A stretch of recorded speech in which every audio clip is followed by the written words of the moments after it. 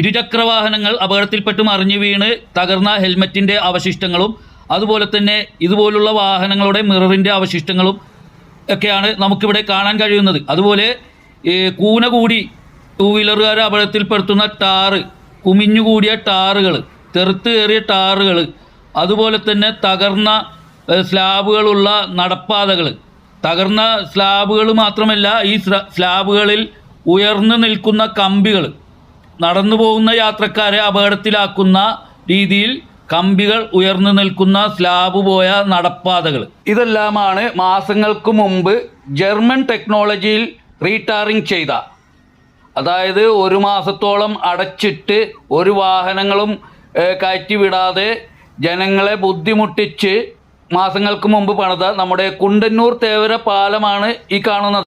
കോടിക്കണക്കിന് രൂപ ചെലവഴിച്ചാണ് ഈ പാലം റിപ്പയർ ചെയ്യുന്നത്. അപ്പോൾ ഇതിനൊരു ശാശ്വത പരിഹാരം എന്ന നിലയിലാണ് ജർമ്മൻ ടെക്നോളജിയിൽ ഒരു മാസത്തോളം അടച്ചിട്ട് ഇതിലുണ്ടായിരുന്ന പഴയ ടാറെല്ലാം ഇളക്കിക്കളഞ്ഞിട്ട് റീടാറിങ് ചെയ്ത പാലമാണ് നമ്മൾ ഈ കാണുന്നത്.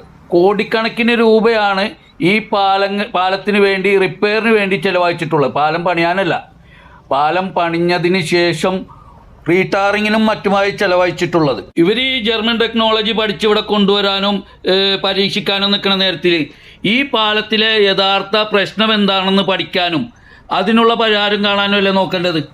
ഈ പാലത്തിലെ യഥാർത്ഥ പ്രശ്നം ഇതാണ്.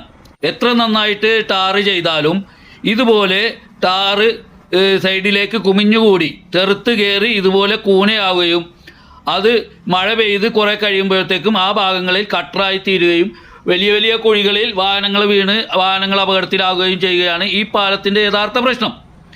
ഇതെന്തുകൊണ്ട് ഉണ്ടാകുന്നു എന്നല്ലേ ഉദ്യോഗസ്ഥർ പഠിക്കേണ്ടത്, അതിനുള്ള പരിഹാരമല്ലേ കാണേണ്ടത്. ഈ പേരും പറഞ്ഞ് കോടികൾ ഈ പാലത്തിന് വേണ്ടി ചെലവഴിക്കുക, അതിൽ കുറേ അഴിമതി നടത്തുക, ഇതെല്ലാമാണ് ഇവിടെ സംഭവിച്ചുകൊണ്ടിരിക്കുന്നത്. കോടതി വരെയും ഇടപെട്ട കാര്യമാണ്. അതിനുശേഷമാണ് ജർമ്മൻ ടെക്നോളജി എന്ന പേരിലുള്ള ഈ കോപ്രായങ്ങൾ ഇവിടെ കാണിച്ചത്. ഇത് പഴയതുപോലെ തന്നെ ടാറ് കുമിഞ്ഞുകൂടി സൈഡിലേക്ക് അടിഞ്ഞുകൂടി ടൂ വീലർ യാത്രക്കാരെ അപകടത്തിലാക്കുന്ന രീതിയിലേക്ക് ആയിക്കൊണ്ടിരിക്കുകയാണ്. ഇനിയിപ്പോൾ മഴക്കാലമാണ് വരുന്നത്.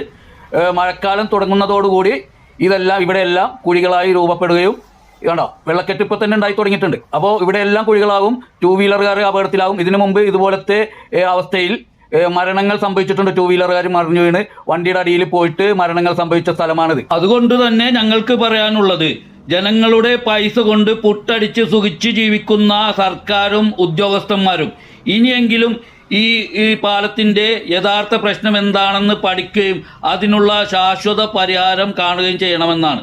കാരണം ഇനിയും ഇവിടെ മരണങ്ങൾ സംഭവിക്കുന്നത് കണ്ടു നിൽക്കാനായിട്ട് ഞങ്ങൾക്ക് കഴിയില്ല.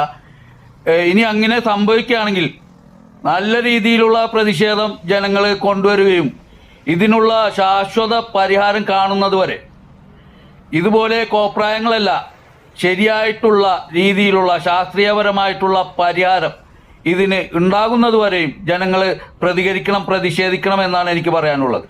ഇതിൻ്റെ വശങ്ങളിൽ മാത്രമല്ല മധ്യഭാഗത്തായിട്ടും ഇതുപോലെ ടാറ് അടിഞ്ഞുകൂടുന്നുണ്ടെന്നുള്ള കാര്യം കൂടി ശ്രദ്ധിക്കേണ്ടതാണ്. എത്രയും പെട്ടെന്ന് ഇത് ശരിയാക്കിയില്ല, പരിഹരിച്ചില്ല എന്നുണ്ടെങ്കിൽ വൻ അപകടത്തിലേക്കാണ് പോകുന്നത് എന്നുള്ള കാര്യം ആരും മറക്കണ്ട.